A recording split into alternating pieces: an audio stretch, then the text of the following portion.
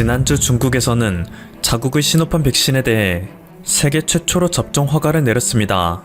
그런데 이때 밝혀진 수치는 충격적이었습니다. 시노팜 백신의 예방률은 겨우 70%를 웃도는 수준이었기 때문이죠. 화이자 백신의 예방률이 95%, 모더나 백신의 예방률이 94.5%인 것을 감안하면 상당히 뒤떨어지는 수치라 할 수 있습니다. 물론 아스트라제네카 백신의 예방률은 70.4%로 시노팜 백신은 이와 비슷한 수준이라 할 수 있습니다.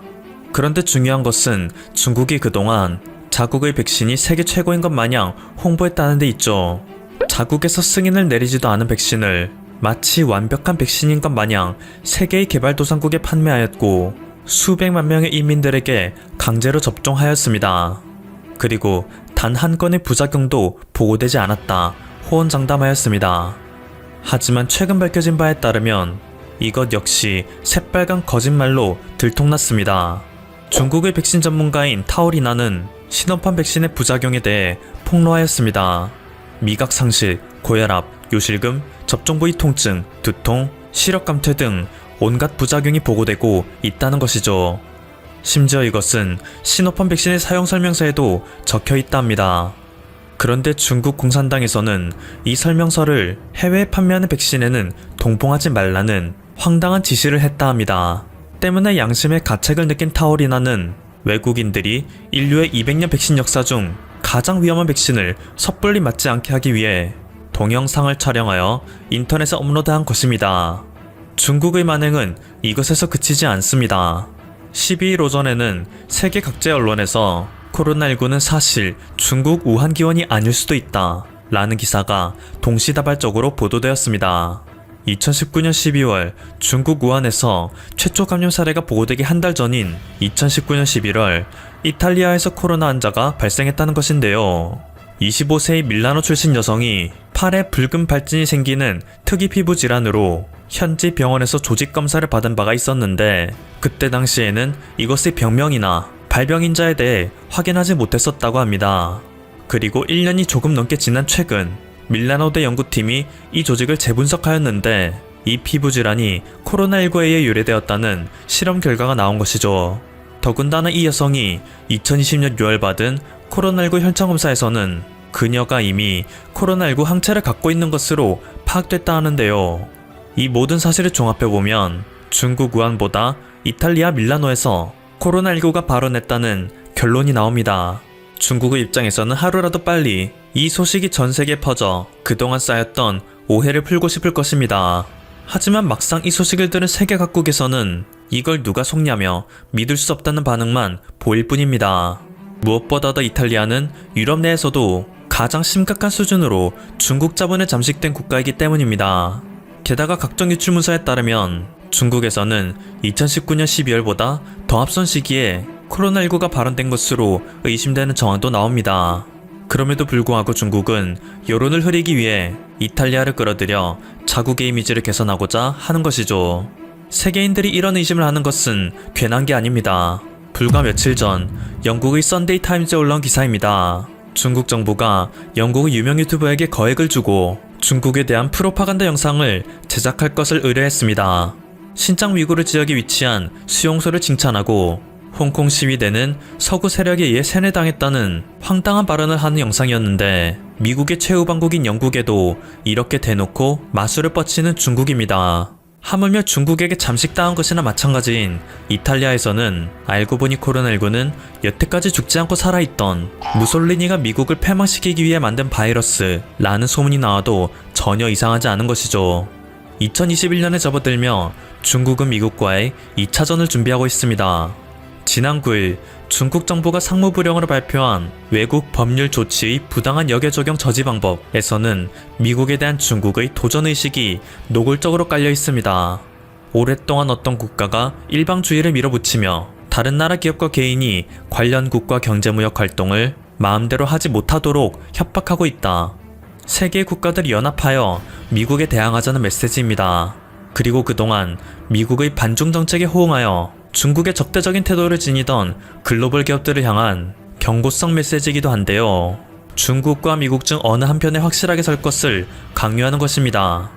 만약 미국을 선택하게 된다면 뼈저리게 후회할 만큼 피해 보복을 가하겠다고 했죠. 사실 그동안 미국이 먼저 중국에 대해 갖은 보복 조치를 가하고 있었기 때문에 이념과 사상을 떠나 오직 힘의 논리에서만 보면 이런 일이 벌어지는 것은 정해진 수순이었다 할 수 있습니다.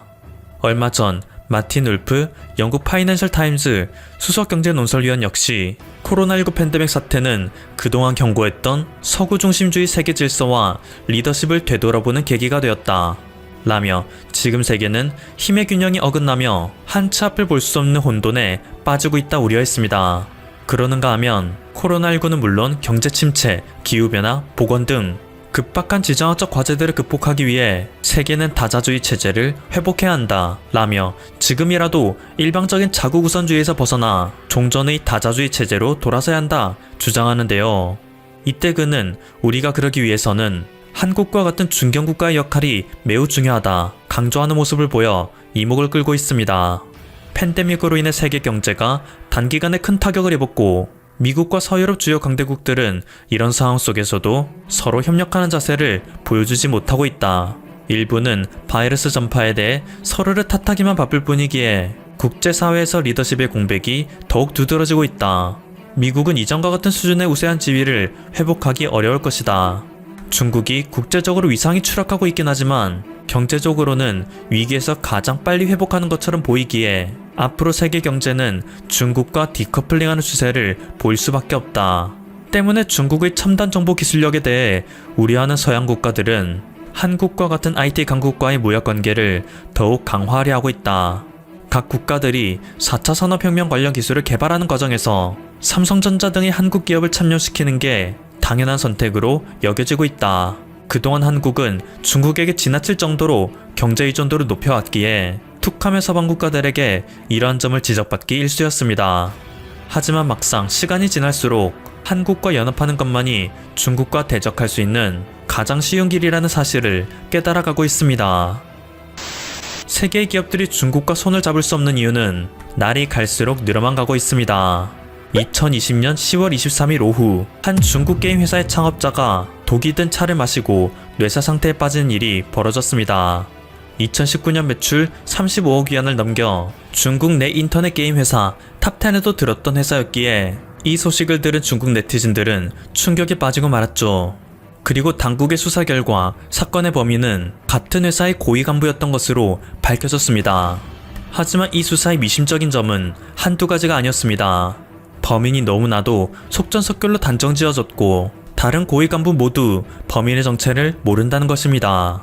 때문에 일각에서는 회사의 CEO가 중국 공산당의 심기를 거스르는 일을 저질러 치 내부 문제였던 것처럼 위장살해당한 것이 아니냐는 말만 돌고 있죠. 최근 세계를 들썩이게 했던 중국 알리바바의 창업자 마윈의 경우를 봐도 중국 공산당의 무서움을 실감할 수 있습니다. 지난 10월 24일 마윈은 상하이 와이탄 금융 서밋 기조연설에서 중국 공산당의 금융규제는 전당포처럼 막무가내이다 라는 비판을 쏟아부은 바가 있습니다. 당시 객석에는 시진핑 국가주석의 오른팔인 왕치산 부주석, 중국 중앙은행 인민은행의 이강 총재 등이 있었기에 마윈은 중국 공산당에 대놓고 반기를 든 셈이 되었죠.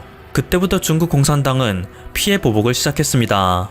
마윈이 야심차게 준비하던 핀테크 기업 엔트그룹의 증권시장 기업 공개를 무기한 연기시켰습니다. 40조 원의 가치가 공중분해되는 순간이었습니다. 또한 마윈은 중국 공산당에 알리바바의 지분을 넘기겠다는 항복 선언도 하였습니다.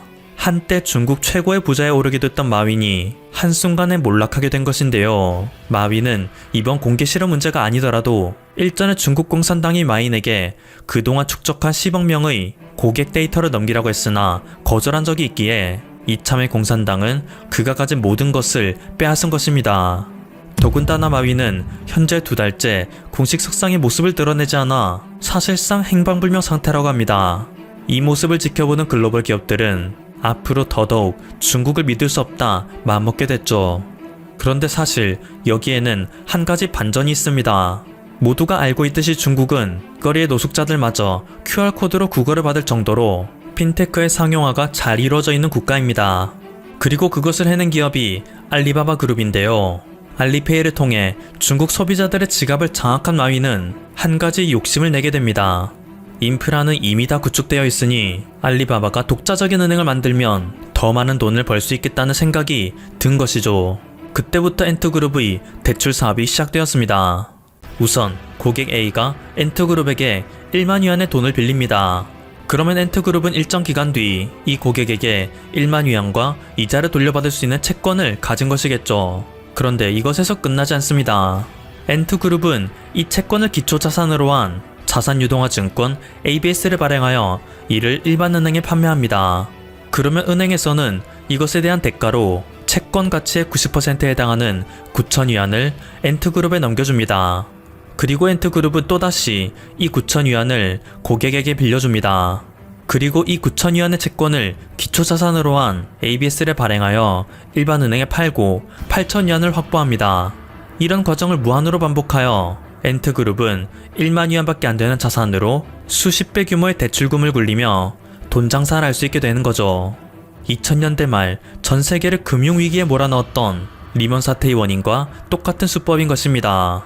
그리고 중국 당국에서는 이것에 대해 규제를 한 것이었는데 마윈은 이에 반발하며 중국의 금융정책은 전당포 수준이다 라고 비꼰 것이죠.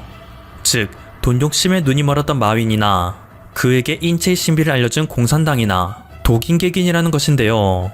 이 사실을 알게 된 국내의 네티즌들은 다음과 같이 말했습니다. 아쉽다. 그냥 마윈 때문에 중국의 경제가 붕괴됐으면 좋았을 텐데. 지금까지 퍼플튜브였습니다. 여러분의 구독과 좋아요 그리고 알림 설정은 콘텐츠 제작에 큰 힘이 됩니다. 감사합니다. 중국이 한국의 전통 문화와 음식 등을 자신들이 만든 것이라고 주장하고 있습니다. 의도적으로 역사를 왜곡하고 있는 것이죠. 가장 먼저 논란이 되었던 건 한복입니다. 관련해서 2020년 10월부터 인터넷 커뮤니티 상에서 크게 설전이 벌어졌습니다. 하지만 실질적으로는 1990년대 이전부터 왜곡의 시도가 있었습니다. 크게 보면 동북공정의 일환이었죠. 동북공정은 중국에서 만주 지방의 지리, 역사, 민족문제 등을 연구하는 국가연구 사업입니다. 중국은 한복이 중국 소수민족 조선족의 의복이라는 명분으로 국가 단위로 한복을 편입시키려는 움직임을 보였습니다. 동북 지역의 소수민족, 조선족의 정체성을 대륙에 강제 편입시키고 전통과 문화를 빼앗아 국가 체제를 강화하려는 정치적 움직임을 취했던 것이죠. 2010년경부터 2020년 초 중국 드라마 등 여러 중국 문화 매체에서 한복이 고증에 맞지 않게 등장하는 경우가 많았습니다. 또한 중국의 전통 의상 한푸의 일종으로 소개되며 불이 붙기 시작했죠. 그러다 2020년 10월 초 중국의 모바일 게임 샤이닝 니키가 한국 전통 의상으로 홍보해오던 한복 의상을 중국 이용자의 항의에 의해 중국의 전통 의상으로 고쳐 게재했습니다. 이에 한국 이용자들이 강력하게 항의하자 불쾌감을 표시하며 한국 서비스를 돌연 종료해버리는 사건이 벌어졌습니다. 현재 한복과 관련한 논란은 끝나지 않았습니다. 한중 네티즌들은 여전히 강력한 설전을 이어가고 있습니다. 최근 중국의 한 방송 프로그램에서 태극기를 중국이 만들었다는 식의 방송을 진행하기도 했습니다. 퀴즈를 마치는 이 프로그램에서 진행자는 한국의 국기를 만든 중국 외교관은 누구인가라고 물었습니다. 출연자는 마건충이라고 답했습니다. 이 답은 정답으로 처리되었습니다. 정말 황당합니다. 중국의 주장은 사실일까요? 당연히 거짓말입니다. 마건충은 1882년 청나라 국기를 본받아 조선의 국기를 만들라고 고종 황제에게 요구했습니다. 하지만 고종은 이에 크게 노하며 빨강과 파랑으로 이루어진 태극 원과 사계를 그려 국기로 정하기로 했죠. 이에 따라 그해 5월 22일 조미수호 조약에서 역관 이응준이 태극기를 제작해 사용했습니다. 8월 9일 수신사 박용효 일행은 일본을 방문할 때 태극기를 사용했습니다. 이듬해인 1883년 3월 6일 고종은 태극기를 국기로 공식 제정했습니다. 약 150년 정도가 지난 역사입니다. 정확한 역사적 자료들이 남아 있습니다. 그런데도 중국은 안하무인의 태도를 취하고 있습니다. 중국이 왜 전 세계에서 공공의 적 취급을 받는지 알 수 있는 대목입니다. 중국이 한복과 태극기보다 더 강력하게 도발하는 건 단연 김치입니다. 중국은 국제표준기구에서 파오차이가 국제표준이 되었다고 발표했습니다. 그러면서 황구시보를 통해 이렇게 주장했습니다. 한국 김치도 파오차이에 해당하므로 이젠 우리가 김치 산업의 세계 표준이다. 이 주장은 한국을 비롯해서 전 세계의 비난을 받았습니다. 각종 국제표준 기구들이 모두 사실이 아니라고 단언했죠. 상황이 불리해지자 중국 측은 한국과는 꾸준히 협력해야 하는 관계라며 꼬리를 내렸습니다. 하지만 사태는 여기서 끝나지 않았습니다. 중국의 최대 포털 바이두가 더 심각한 역사 왜곡을 자행했기 때문입니다. 바이두는 자사의 백과사전에서 김치가 중국에서 기원했다는 설명을 실었습니다. 항의 메일이 빗발치자 몇 시간 뒤 해당 문장은 사라졌습니다. 그런데 김치 기원 논쟁이라는 제목 아래 김치가 삼국시대 중국에서 유래했다는 내용이 신규로 적혀 있었습니다. 뿐만이 아니라 바이두 백과사전은 김치를 한국 파오차이라고 지칭했습니다. 역시나 항의가 쏟아지자 이번에는 내용 수정 기능을 차단해버렸습니다. 그런데 중국이 어떻게 나오든 별 상관은 없습니다. 그들이 주장한다고 해서 사실이 되는 건 전혀 아니기 때문입니다. 국제사회 대부분의 구성원들은 한국의 편이니까요. 최근 해리 해리스 주한 미국 대사가 김치 논쟁에 끼어들었습니다. 그는 지난 19일 김치 원조는 한국이라고 강조하며 직접 담근 김치를 컵라면, 소주와 함께 먹는 사진을 공개했습니다. 그는 이렇게 밝혔습니다. 김치 종주국인 한국에서 생활할 수 있어서 행복하다. 해리스 대사가 이 글을 남긴 데는 당연히 의도가 있습니다. 한국 김치가 중국에서 유래했다는 주장을 대놓고 반박한 것입니다. 해리스 대사의 주장은 이번이 처음이 아닙니다. 앞서 해리스 대사는 15일 주한 미 대사관저에 요리연구가 이혜정 씨를 초청해 김치의 기원에 대한 설명을 듣고 직접 김장하는 법을 배웠습니다. 해리스 대사가 김치를 배우는 과정은 SNS로 생중계되었습니다. 해리스 대사는 김장을 하면서 도전자들이 있지만 김치보다 한국적인 음식은 없다고 말하기도 했습니다. 여기서 의미하는 도전자는 중국이겠죠? 중국이 아무리 애를 써봤자 한국을 따라올 수 없다는 것입니다. 김장을 마친 뒤에는 김장 과정과 원조 한국 김치에 대해 많이 배울 수 있었고 3일 후 어떤 맛일지 정말 기대가 된다고 올렸습니다. 10일에는 가장 정통하고 맛있는 메이드 인 코리아 김치 만드는 법을 배우게 돼 기대가 크다고 밝힌 바 있습니다. 그리고 가장 최근 올린 컵라면과 김치, 소주 사진이 활용 점정을 찍은 것입니다. 저는 이렇게 적었습니다. 빅마마 이혜정 셰프님께 김장을 배운 지 4일이 지났다. 쌀쌀한 토요일 오후와 딱 어울리게 사발면과 약간의 약주를 곁들여 그날 만들었던 김치를 맛보았다. 그리고 한국의 원조 김치라는 해시태그도 덧붙였습니다. 짧은 글들 속에서 중국을 몇 번이나 저격한 것입니다. 중국의 역사 왜곡에 대해서는 미국이 상당히 적극적으로 나서고 있습니다. 지난 22일 케일 브라운 미국 국무부 수석 부대변인은 트위터에 6.25 전쟁 때 유엔군과 우리 군이 피난민을 대피시킨 흥남철수 작전 현장 모습이 담긴 사진을 올렸습니다. 그러면서 이렇게 못 박았습니다. 중국 공산당 역사 왜곡을 중단하라. 중국은 한국과 관련한 여러 역사를 왜곡하고 있습니다. 6.25 전쟁도 그중 하나입니다. 중국은 6.25 전쟁을 항미 원조라고 부릅니다. 미국에 맞서 북한을 도운 전쟁이라는 뜻이죠. 이 주장에 우리 정부는 오히려 미온적으로 대처하고 있습니다. 미국은 강력하게 중국에 반박하고 있죠. 브라운 대변인은 이날 흥남철수 사진을 게재하면서 이렇게 언급했습니다.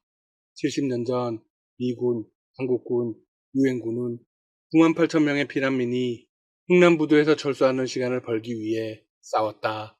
흔히들 크리스마스의 기적이라고 불리는 작전이다. 성탄절 휴가 기간을 맞아 이처럼 생명을 구한 저들의 희생을 기린다. 그는 이어서 중국을 향해서 강력한 일침을 날렸습니다. 중국 공산당은 한국 전쟁의 역사를 다시 쓰려고 하지만 세계는 이제 진실을 알고 있다. 셀 수 없이 많은 인명피해를 낸 1950년 6월 25일 북한의 남침엔 중국 공산당의 승인과 지원이 있었다. 중국 공산당의 글로벌 프로파간다는 여전히 사실을 왜곡하고 불편한 진실을 검열한다. 대중을 통제하기 위해 입맛에 맞는 내러티브로 날조하는 마르크스 레닌주의적 접근 방식이다. 중국에 아무런 대꾸도 못할 만큼 강력한 한방입니다. 앞으로도 중국의 역사 왜곡은 계속될 것입니다. 한국도 이처럼 강력하게 나아가야 합니다. 지금까지 닥터시사TV였습니다. 여러분 시청해주셔서 감사합니다. 구독과 좋아요 부탁드립니다.